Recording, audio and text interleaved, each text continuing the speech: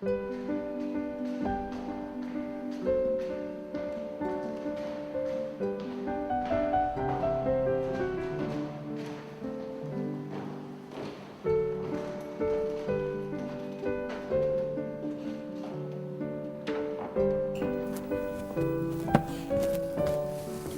monsieur, entrez et bienvenue dans le musée d'histoire de la médecine de Paris.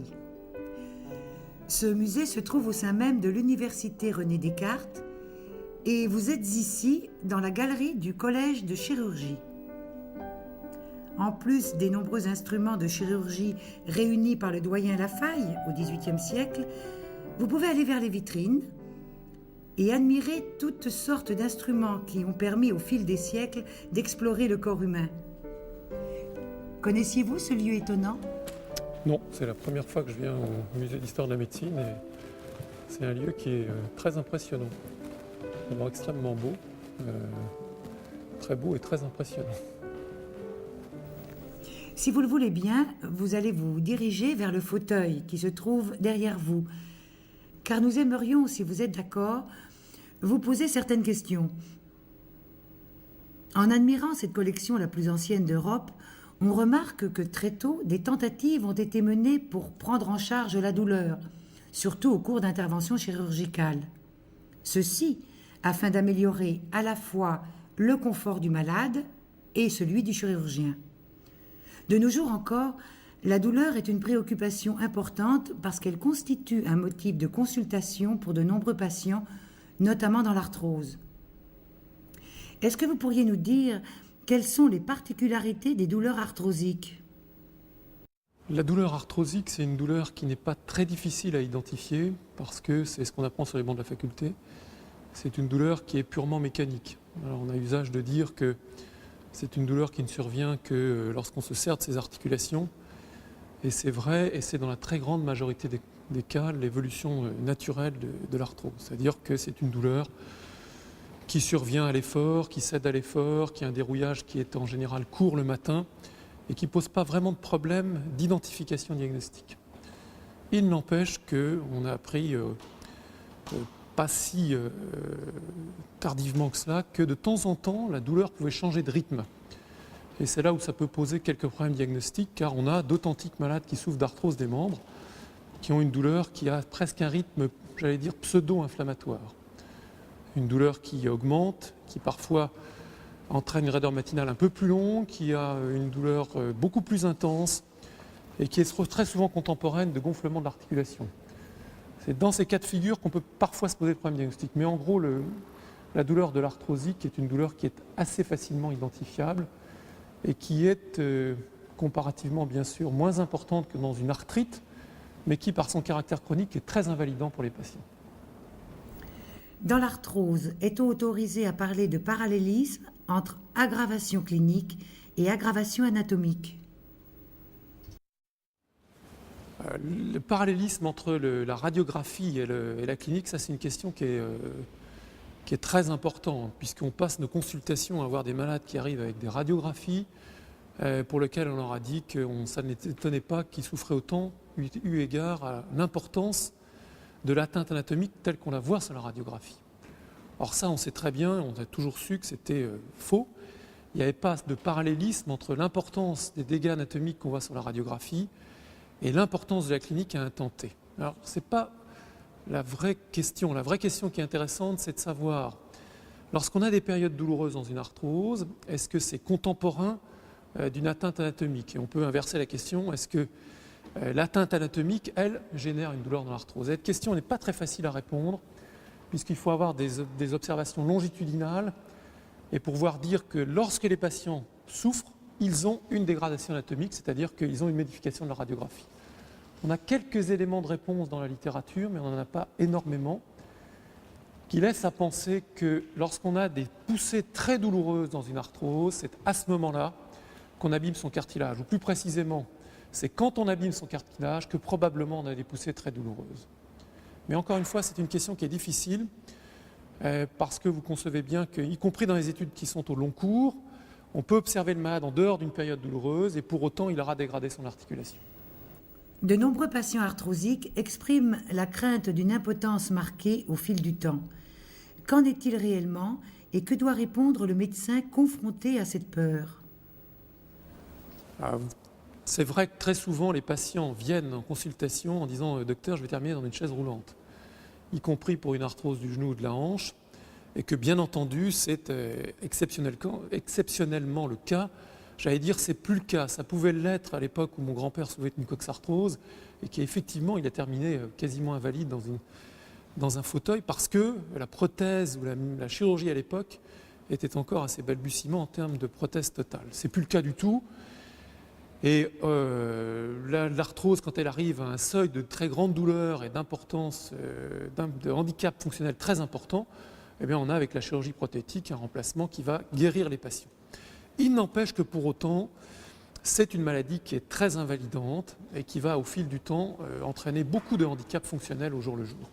Donc on ne termine pas dans une chaise roulante grâce à la chirurgie, mais on a sur le long cours, car il ne faut pas perdre de vue que c'est une maladie qui est chronique, qui va donc handicaper sur de plusieurs années, dizaines d'années, des patients avec un handicap fonctionnel qui est souvent très important pour les articulations des membres inférieurs.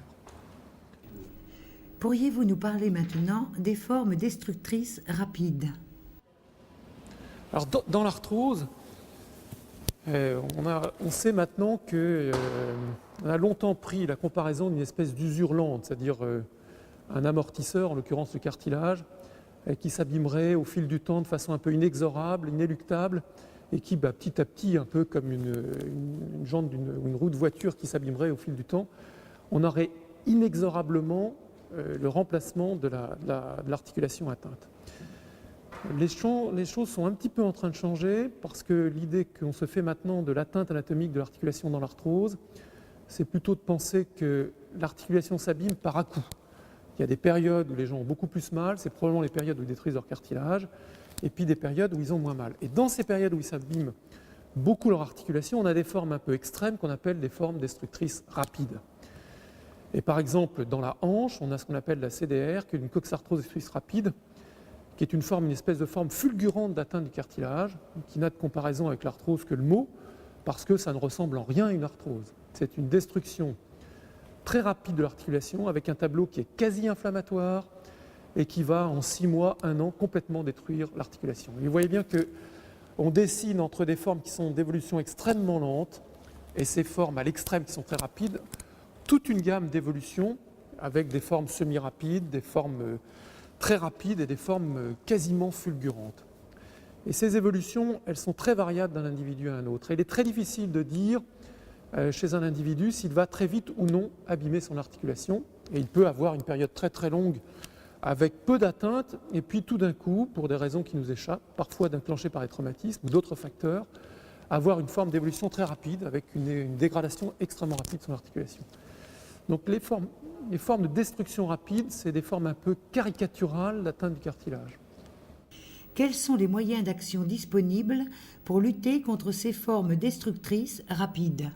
Malheureusement, dans les vraies formes destructrices rapides, on peut dire qu'il n'y a pas de traitement. Enfin, le seul traitement, ça va être à terme le remplacement de l'articulation par la mise en place d'une prothèse totale. Car on est très impuissant devant ces formes extrêmement rapidement destructrices.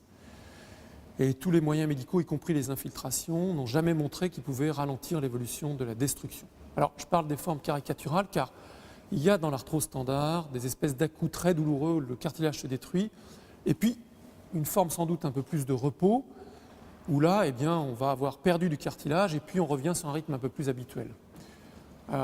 L'intérêt de ces formes destructrices rapides, c'est que c'est quasiment un modèle expérimental d'étude de la chondrolyse, c'est-à-dire de la destruction du cartilage, puisqu'on n'a pas de réaction de l'os autour, il n'y a pas d'ostéophyte, et que si on trouvait un moyen de bloquer cette chondrolyse fulgurante, on aurait sans doute une voie pour une perspective thérapeutique dans l'arthrose de façon plus générale. Et aujourd'hui, où en sommes-nous dans la recherche des marqueurs biologiques de l'arthrose ? Alors, dans l'arthrose, on a un moyen diagnostic très simple et dans 9 cas sur 10, il n'y a pas de problème diagnostique. Et l'intérêt de rechercher un marqueur biologique n'est pas tant diagnostique que pronostic. On n'a pas beaucoup d'intérêt, sauf forme très particulière, sauf forme extrêmement débutante, à essayer de trouver un marqueur sérologique pour définir la maladie.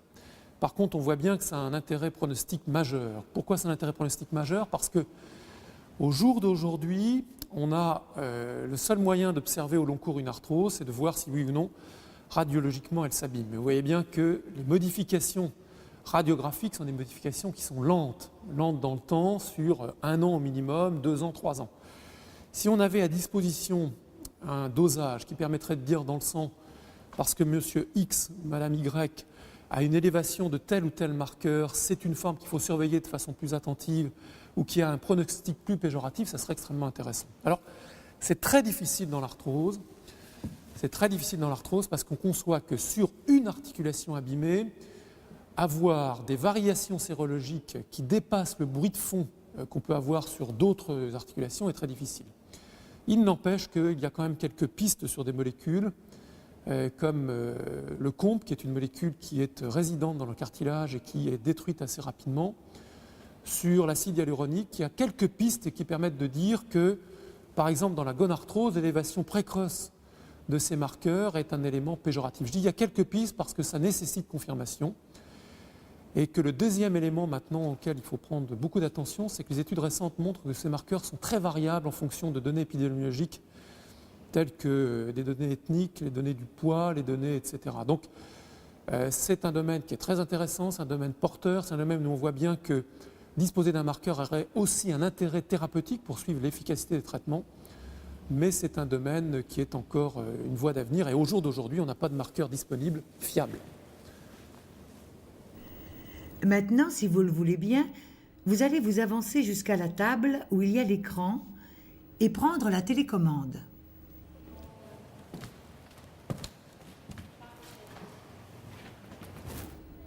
Appuyez sur le bouton rouge pour découvrir la surprise que nous vous avons réservée.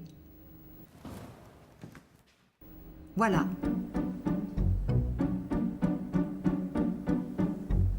Ce tableau marque une grande avancée dans l'histoire de la médecine puisqu'il représente Bichat.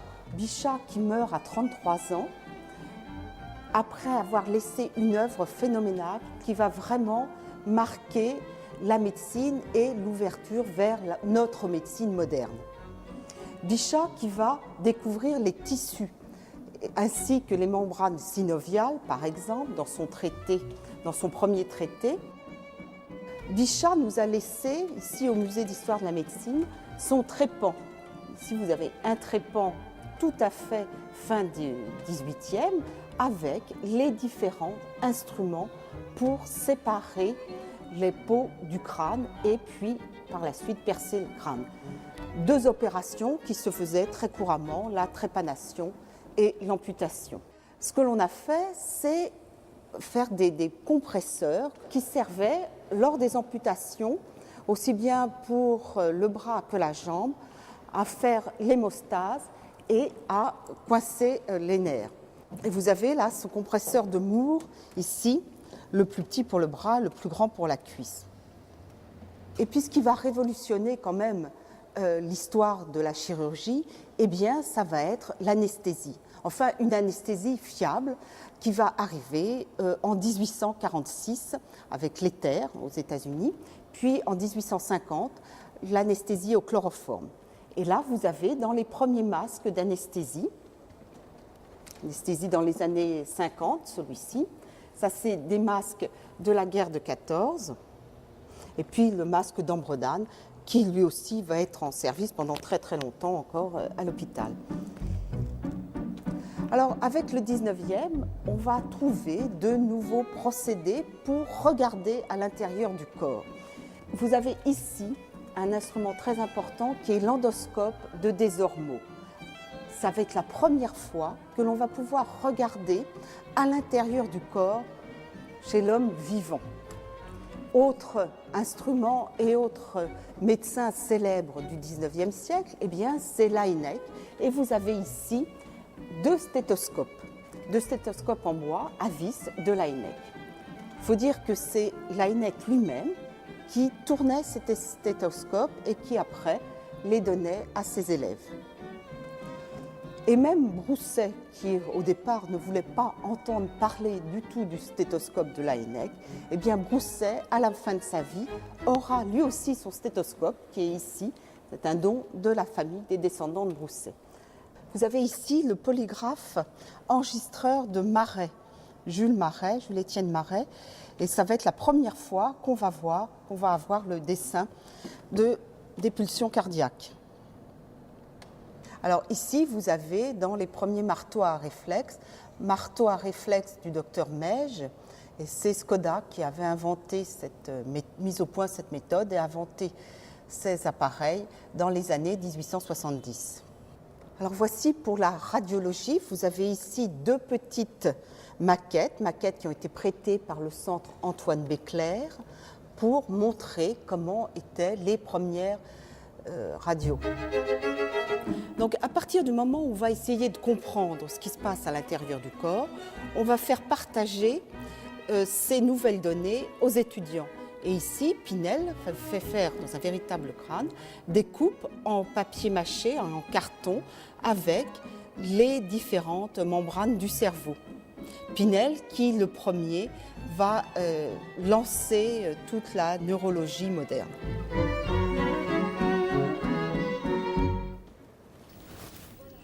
On vient de faire une courte visite de ce musée.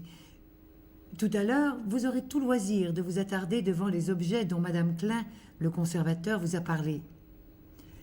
Explorer le corps fut une quête fondamentale pour de nombreux médecins qui ont posé, grâce à une meilleure connaissance du corps humain, les principes de la médecine moderne. Selon vous, quels sont les grands défis de la médecine actuelle ? Les grands défis, ils sont extrêmement nombreux parce que les grands défis sont extrêmement nombreux. Le premier, c'est d'essayer de mieux comprendre la pathogénie d'un grand nombre de maladies. Évidemment, je vais parler de la maladie qui nous intéresse aujourd'hui, qui est l'arthrose. Et dans l'arthrose, on est quand même encore, je pense, dans les balbutiements de la recherche. Il y a eu une explosion de la physiopathogénie. Et ce qui a beaucoup changé, en tout cas ce qui a changé par rapport à ce qu'on vient d'écouter, c'est que maintenant, on applique directement les traitements à la physiopathogénie extrêmement fine, qui est quasiment microchirurgicale. Et que tous les traitements modernes demain résulteront de la recherche. Il n'y a plus, je ne pense pas qu'il y ait beaucoup de doutes là-dessus. Et les grands défis des années à venir, c'est d'essayer de comprendre pour ensuite traiter. Donc c'est tout à fait vrai dans l'arthrose. Quand on arrivera à mieux comprendre ce qu'on est, on a déjà fait des progrès considérables, on va s'apparenter, comme on le fait maintenant dans les polyarthrites rhumatoïdes, à des traitements qui sont beaucoup plus ciblés. C'est une véritable révolution thérapeutique de passer sur des médicaments dont on ne connaissait pas bien les mécanismes d'action à des traitements où on sait précisément ce qu'ils font. Je dis précisément parce qu'il est probable aussi, il faut avoir l'humilité de le reconnaître, qu'avec ces nouveaux médicaments, on va aussi trouver d'autres interrogations et qu'on s'apercevra qu'en bloquant peut-être un élément dans la maladie, on en bloque peut-être plusieurs ou on entraîne des dérèglements sur d'autres sites. Mais très clairement, les défis, je crois, de demain, c'est l'application directe de la connaissance vers le traitement. Si vous le voulez bien, vous allez reprendre la télécommande afin de regarder notre seconde surprise. Je rappuie sur le bouton rouge. Comme je vous l'ai dit, la paléopathologie, c'est une discipline médico-historique. Et donc, on a admis que c'est en 1774 que la première description paléopathologique a été faite par un Prussien, un naturaliste prussien, Esper, et qui a décrit un cancer du fémur d'un ours des cavernes. Mais en fait, la vraie définition dans l'esprit même de notre activité, c'est Ruffer, qui l'a vraiment forgé en 1914, et assignant à la paléopathologie son objet actuel, c'est-à-dire la recherche, la reconnaissance et l'identification des maladies sur l'observation des restes humains ou animaux anciens ou disparus. Pendant longtemps, on a couru la molécule à travers les tissus mous. On s'est dit, c'est les momies qui vont nous donner les plus beaux spécimens biologiques. Mais en fait, c'est faux. Et maintenant, quand on veut faire des analyses de paléogénétique, on se précipite sur quoi? Sur une vertèbre et l'intérieur du corps vertébral, ou sur un os long, un fémur, parce qu'en fait, c'est un véritable sanctuaire à matière organique. Parce que non seulement il se conserve lui-même, mais il conserve les matières organiques au sein de sa trame osseuse et surtout de sa trame spongieuse. Et il s'avère que c'est le meilleur gisement de matière organique. L'homme de Cro-Magnon, c'est vraiment un sujet tout à fait extraordinaire pour la paléopathologie, à divers titres. Premièrement, pour l'histoire, ne serait-ce que de l'archéologie et de la paléopathologie, puisque c'est un squelette qui a été découvert en 1868 et qui, curieusement, tous les 5 ou 10 ans, a fait l'objet d'une révision complète. Vraiment complète. Il a été étudié dès le début, en 1868, et déjà, on a commencé à regarder les lésions qu'il avait sur le squelette. Cro-Magnon présente, alors lui, une affection rhumatologique tout à fait classique, et qui d'ailleurs démontre que ce n'est pas le vieillard que l'on avait nommé dès sa découverte, sous prétexte qu'il n'avait plus de dents, puisqu'on sait depuis qu'il est mort vers 35-40 ans environ. Et finalement, on a trouvé les signes, à travers une vertèbre, on a trouvé les signes d'une maladie de Scheuermann. Et le diagnostic est assuré autant que l'on puisse assurer un diagnostic en ostéoarchéologie, mais si vous voulez, on voit bien la hernie intracorporéale avec l'effondrement du plateau et avec l'effraction du plateau supérieur de la vertèbre lombaire et en plus, surtout d'ailleurs, cette déformation cunéiforme du corps. Donc vous voyez, même Cro-Magnon participe à l'histoire de la rhumatologie. Herculanum, c'est autre chose. Herculanum, c'est une découverte tout à fait extraordinaire, puisque vous savez qu'on a toujours considéré que Pompéi la population de Pompéi avait été surprise par l'éruption du Vésuve, mais qu'en revanche, à Herculanum, ils avaient eu tout le temps de s'enfuir. Et puis on est resté pendant des siècles sur cette certitude, jusqu'au jour où, à la faveur de travaux, on a découvert les quais avec les chais à bateau. Et là, la surprise, c'est que l'on a retrouvé dans toutes les chambres à bateau, on en a retrouvé une dizaine environ, et dans toutes les chambres à bateau, on les a retrouvées remplies de monde, remplies de cadavres. Lorsque l'éruption du Vésuve s'est produite, la plupart des gens ont voulu fuir par la mer et se sont regroupés sur la plage. Mais il y a eu un raz-de-marée, comme souvent d'ailleurs il y a dans des éruptions volcaniques, et ce raz-de-marée a complètement submergé toutes ces populations qui ont été noyées et puis recouvertes de boue et de cendres dans les chais à bateau, ce qui fait qu'elles ont été parfaitement conservées et les ossements sont en bon état. C'était, sans être cynique, une aubaine extraordinaire. Parce que généralement, on nous donne à observer que des nécropoles ou des cimetières. Tandis qu'à Herculanum, on a pris une population sur le vif que rien ne laissait supposer destinée à mourir. Alors, les paléodémographes, les historiens, les archéologues, les anthropologues s'y sont penchés, bien entendu, et nous avions obtenu le marché pour nous occuper des colonnes vertébrales et plus précisément, plus largement plutôt, de la pathologie axiale, non appendiculaire. Hein.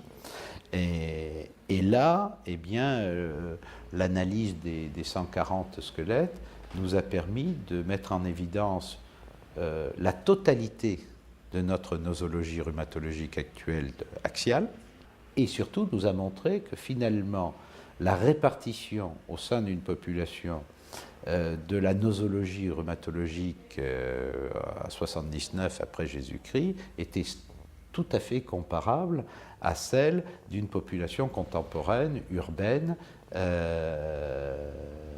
qui pourrait être prise sur Paris ou sur une grande métropole occidentale. Voilà un petit peu ce à quoi sert la paléopathologie dans la médecine et l'histoire de la médecine. L'os est un excellent témoin qui permet de poser nombreux diagnostics rétrospectifs et de mieux connaître les lésions dont souffraient nos ancêtres, pas tellement différentes de celles que nous connaissons aujourd'hui, notamment sur le versant de la rhumatologie. On peut donc, grâce à des techniques modernes, percer les secrets du passé. Qu'est-ce que cela vous évoque ? La première chose, c'est que les domaines de la connaissance sont tous passionnants. Ça, c'est absolument passionnant. C'est vraiment passionnant. Le deuxième point, c'est que je suis jamais allé à Pompéi et Herculanum, mais ça me donne très envie d'y aller. Non, c'est passionnant. On s'aperçoit que tout est absolument passionnant. Et l'histoire de la médecine, c'est aussi un domaine complètement passionnant. Et c'est presque vertigineux de penser que sur des cadavres avec tant d'années après, on arrive encore à tirer des informations.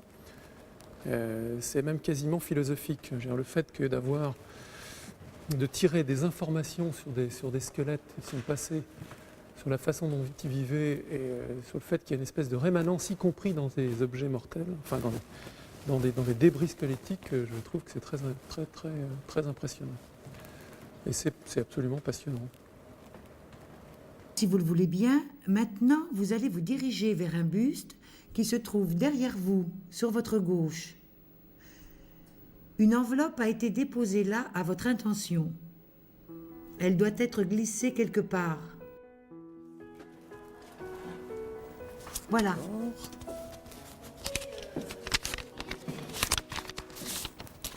Est-ce que vous pouvez nous dire ce qu'il y a dedans ?